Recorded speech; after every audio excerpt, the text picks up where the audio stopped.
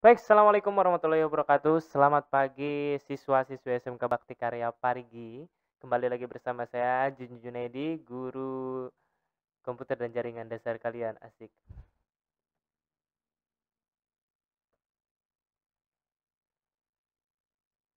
Baik ya, di materi yang pertama ini kita akan membahas mengenai perkembangan teknologi komputer. Jadi kita bakal banyak cerita di sini dari bagaimana komputer dari zaman ke zaman gitu loh. Oke, lanjut aja ke slide selanjutnya. Nah, perkembangan teknologi komputer. Teknologi komputer sendiri dibagi menjadi dua generasi ya teman-teman. Ada generasi sebelum tahun 1940, ada generasi komputer sesudah tahun 1940. Ini seperti kayak eh, zaman old dan zaman now gitu. Oke, baik kita buka dulu yang zaman old ya, yang generasi komputer sebelum tahun 1940.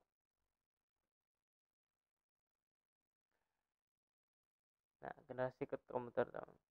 Nah, ini dia beberapa gambar generasi komputer sebelum tahun 1940. Ada yang namanya abacus, ada kalkulator numerik, ada kalkulator mekanik, ada the difference engine, ada the analytical engine. Jadi sebenarnya teman-teman komputer itu memang digunakan pada awalnya untuk menghitung sesuatu ya, bukan untuk ngetik word gitu loh. Pokoknya bermain dengan hitungan awal tuh komputer ya. Coba teman-teman bisa cari tahu komputer itu berasal dari kata apa gitu.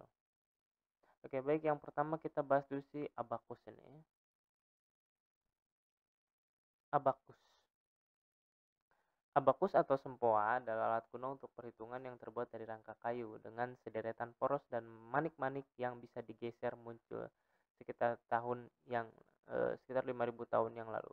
Pada tahun 2006 saat saya masih SD, eh, zaman itu 2006 itu kita sering menggunakan namanya sempoa.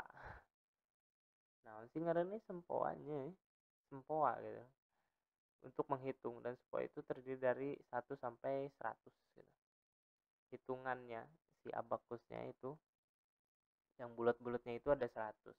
Gak tahu zaman sekarang masih pakai yang kayak gitu atau enggak, tapi dulu ketika mau belajar matematika yang kita keluarin itu jidar sempoa gitu. Untuk alat bantu menghitung ya.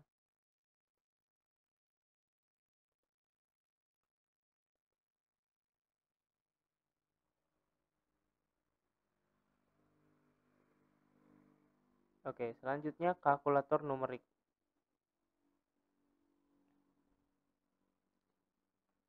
Kalkulator numerik adalah kalkulator persegi kurungan yang dinamakan Pascaline, menggunakan 8 roda bergigi untuk menjumlahkan bilangan hingga 8 digit.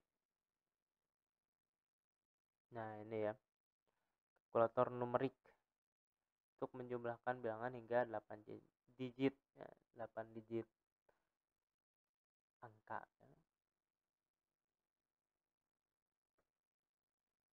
Oke, baik, lanjut ke kalkulator mekanik.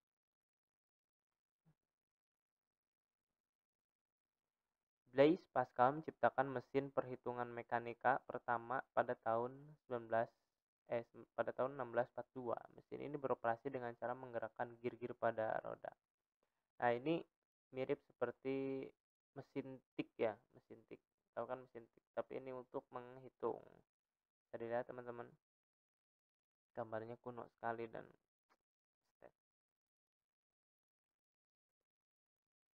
nah, ada selanjutnya The Different Engine. Oh, namanya keren sih, The Difference Engine. Difference, mesin yang beda. Charles Babbage Babbage membuat alat yang disebut The Difference Engine. Mesin ini menggunakan sebuah kartu untuk menyimpan hasil kerja, melakukan perhitungan secara otomatis, dan menghasilkan keluaran dalam bentuk cetakan di kertas. Nah, ini jadi si The Different Engine ini udah hampir mendekati komputer ya, karena dia udah menggunakan kartu. Kalau kalau sekarang kita sebutnya memori kan, memory card gitu. Menggunakan kartu, tapi entah dulu kartunya itu memang bentuknya kayak gimana gitu. Ya, tapi dia juga menghasilkan bentuk cetakan kertas. Nah, jadi di sini tuh udah udah ada kemajuan lah ya. Udah ada kemajuan. Sebelumnya hanya untuk menghitung sesuatu dari hal yang sederhana seperti sempoa ya, sampai ke mesin yang memang udah bisa menyimpan hasil kerja dalam sebuah memori ya, kartu gitu, dan bisa mencetak ya di kertas gitu. Next, the analytical engine. Ini keren nih. Babbage kemudian menciptakan alat The Analytical Engine. Nah, setelah si Babbage menciptakan The Different Engine, nah si Babbage menciptakan The Analytical Engine. Kedua alat yang dibuat Babbage inilah yang menjadi cikal bakal komputer modern pada saat ini. Semua komputer pada saat ini menggunakan model mesin yang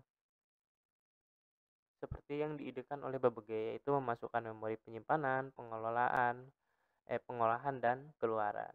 Jadi si Babbage ini the father of computer mungkin ya. Karena memang dia yang pertama mempunyai ide untuk melakukan penyimpanan data di memori gitu, pengolahan dan keluaran gitu.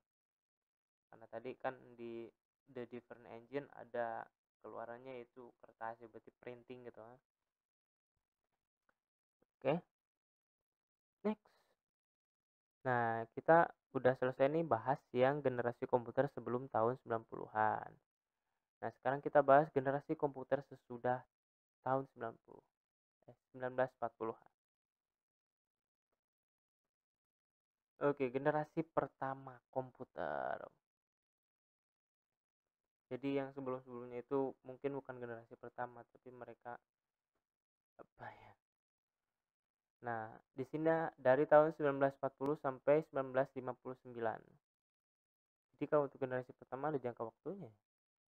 Komputer generasi pertama masih sangat sederhana dan belum kompleks penggunaannya. Komputer generasi pertama menggunakan tabung vakum tube untuk memproses dan menyimpan data. Vakum tube tuh apa ya? Ya kan teman-teman bisa googling sendiri vakum tube itu apa. Nah itu vakum tube gede banget kan. Di komputer zaman dulu tuh nggak bisa dibawa kemana-mana. Gede, susah. Nah kayak selanjutnya generasi kedua. Generasi kedua dari 1959 sampai 1964. Komputer generasi kedua menggunakan transistor dan dioda untuk menggantikan tabung vakum, walaupun keduanya juga mudah terbakar. Pada komputer generasi kedua diperkenalkan cara baru untuk menyimpan data, yaitu dengan penyimpanan secara magnetik. Nah, ini udah mulai masuk nih ke zaman-zamannya hard disk ya, magnetik. Karena kalau bisa kalian tahu hard disk dalamnya itu kan seperti piringan gitu ya. Oke. Naik komputer yang ke generasi ketiga. Dari 1964 sampai 1980. Nah, ini udah mulai deket ke era-era sekarang nih. Komputer generasi ketiga menggunakan komponen IC Integrated Circuit atau disebut chip. Nah, ini udah masuk zamannya prosesor ya, udah masuk zamannya prosesor yang ada Core i3, Celeron, Core 2 Duo, Pentium. Oke. Ukuran fisiknya menjadi lebih kecil komputer mini sehingga lebih menghemat ruang. Nah, ini ya komputer yang sudah diperkecil tapi masih gede. Masih susah lah ya untuk membawanya kemana-mana, nggak kayak sekarang. Oke, next. Komputer generasi keempat 1980 sampai sekarang.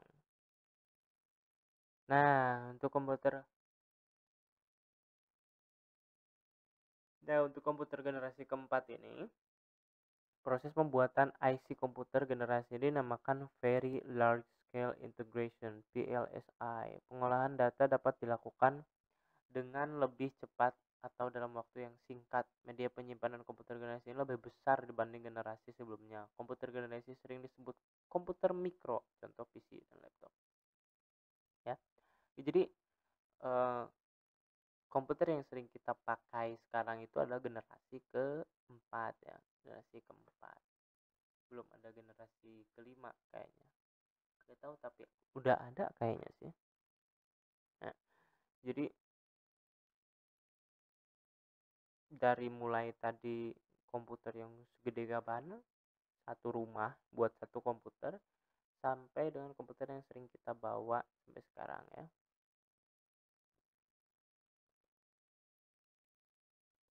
Nah, ini ada komputer generasi kelima ya, memang belum terwujud sih ya kayaknya. Jadi tapi udah sih kayaknya generasi kelima. Karena komputer generasi merupakan komputer impian masa depan. Komputer impian ini diperkirakan akan mempunyai kepandaian tersendiri atau dapat membuat keputusan sendiri. Sifat luar biasa komputer ini disebut sebagai kecerdasan buatan atau artificial intelligence. Nah, jadi udah ada beberapa HP yang menggunakan AI kan di kamera gitu. Kayaknya sebentar lagi komputer juga memang menggunakan AI ya, artificial intelligence, kecerdasan buatan. Tapi kayaknya udah deh, ada Siri, ada apa gitu. Kan udah masuk kecerdasan buatan. Baik.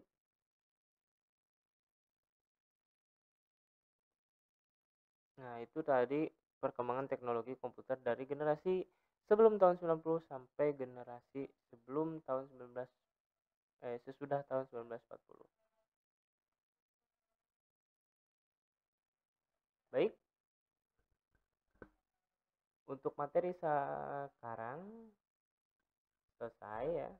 Jadi kesimpulannya, komputer mengalami perjalanan panjang mulai dari sebelum tahun 1940 sampai setelah tahun 1940 sampai sekarang, dan dimulai dari hal yang sederhana ya, dari sebuah sempoa sampai ke sesuatu yang memang saat itu bisa diandalkan ya untuk mengetik, menghasilkan data output ya, keluaran itu. Sampai sekarang dengan canggihnya ya, yang udah ada artificial intelligence gitu kayak Cortana, Siri ya, itu sudah terjadi gitu. Oke, terima kasih. Itu saja dari saya. Sampai jumpa di pertemuan selanjutnya. Saya Jujun. Assalamualaikum warahmatullahi wabarakatuh.